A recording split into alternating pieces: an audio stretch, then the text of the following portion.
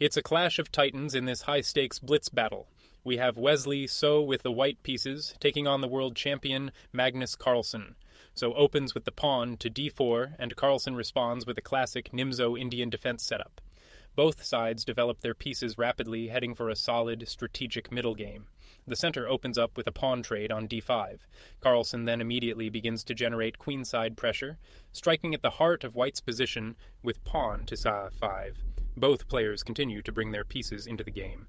After a few more developing moves, Carlsen plants his knight firmly on the powerful e4 square, creating immediate threats. And here, Wesley So unleashes a fantastic move, castling kingside. This is a brilliant piece sacrifice, daring black to capture on c3 and opening up lines for a ferocious attack. And Magnus Carlsen is never one to back down from a challenge. He accepts the sacrifice, capturing the knight on c3.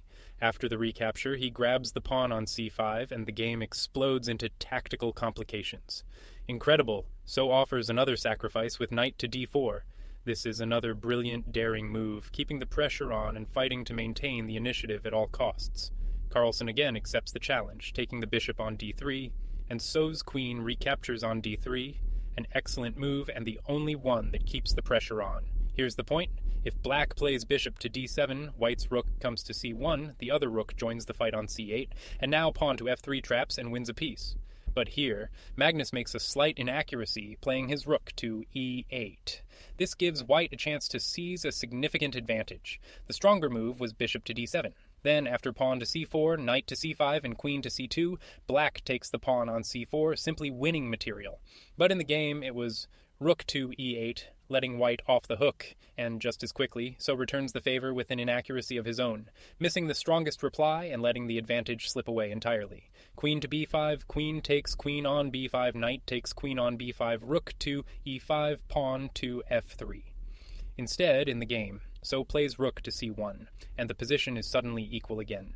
The tactical storm subsides, and now a long maneuvering phase begins. Both players jostle for control of the open c-file, piling up their heavy pieces and fighting for every square.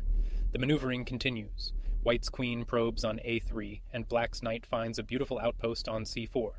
The tension is palpable as both sides look for an opening. The complex dance of pieces carries on. Queens and rooks shift around the board, with neither player able to claim a clear advantage in this incredibly balanced middle game. Carlsen finally breaks through, invading with his rook to c2. This creates serious threats on the second rank, forcing So to react carefully to neutralize the danger. A few quiet moves follow as both players reposition. White challenges the black queen, setting the stage for the next critical moment in this epic battle. And here comes a brilliant move from Magnus Carlsen, queen to b2. The idea is a fantastic queen sacrifice to trade down into a more favorable endgame, So trades rooks on c2, and Carlsen recaptures with the queen. The major pieces are coming off the board, and we are now heading into a complex endgame. The endgame begins. White's knight hops to f4, and black's knight finds a home on b2. Both sides reposition their remaining forces, preparing for the final chapter of the game. An inaccuracy from So, rook to d1 is a slip, and it gives Carlsen a golden opportunity to win a pawn with the tactical shot knight takes a3. But Magnus misses it. In the heat of the blitz battle, he overlooks the winning chance and lets the opportunity slip through his fingers. Knight takes pawn on a3, knight to h5, rook to g8, knight to f4, knight to c4. But instead of that, he plays pawn to f6, and the game is once again completely equal. With the game back in the balance, So goes on the offensive. He pushes his h-pawn up the board and centralizes his queen on d7, looking to create new problems for black. And Carlsen plays queen to c7, an inaccuracy that allows So to launch a very dangerous attack. Trading queens on d7 would have been much safer, So immediately pounces, playing queen to f5 with check.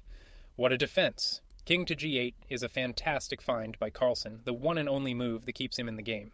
The point is, knight to d5 bishop takes knight on d5, rook takes bishop on d5, rook to d8. Another slip from So. Rook to d7 isn't the most accurate, letting Carlsen off the hook.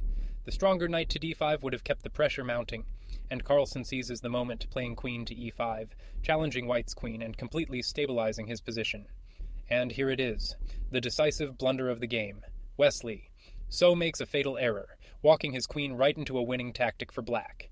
Knight to g6 queen takes queen on f5 pawn, takes queen on f5 bishop, takes knight on g6 pawn, takes bishop on g6, but instead he played queen to g4, and this loses on the spot, and Carlsen is ruthless. He immediately begins the punishment with queen to a1, check. This is the start of a forced combination that wins the game. The sequence is forced. White's king is driven to h2, but now Carlsen's knight leaps into the attack on e5. White tries to defend with queen to f5, but it's too late. And there's the killer blow! Knight takes the rook on d7. A brilliant conclusion to the tactic, winning decisive material and sealing the victory. After the forced recapture, Carlsen is now up a full piece. He calmly brings his rook into the game and delivers a check, preparing the final assault on the helpless white king, and queen takes the pawn on h5 with check as the final nail in the coffin. In this completely hopeless position, Wesley So resigns. A thrilling back-and-forth game, but in the end, Magnus Carlsen capitalizes on the final mistake to secure the win. So resigned because he's down a piece with a shattered king position. Here's what he saw coming. The king would have to go to g1. Then bishop takes the knight on d5. After the pawn recaptures, queen to f7 threatens more captures, and there's no defense.